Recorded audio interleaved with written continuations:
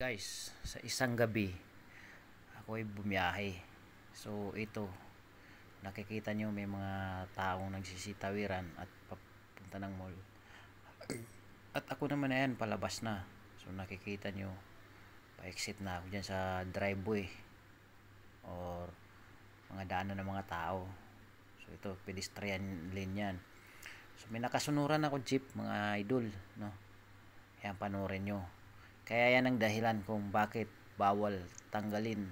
O yun o, kita nyo. Oh my Yan ang trademark ng God. Pilipinas. Kaya bawal tanggalin ng mga jeep, no? So yan, kung nakikita nyo yan. Sobra pa sa nag-ihaw yata o ano yun. Nakikita nyo, pinabugaan ako ng todo. So ako naman medyo nagpabagal ako para makaiwas ako dun sa ginawa niya sa akin. Diba? Humarurot at tinutok sa akin yung tambutso. Yun lang.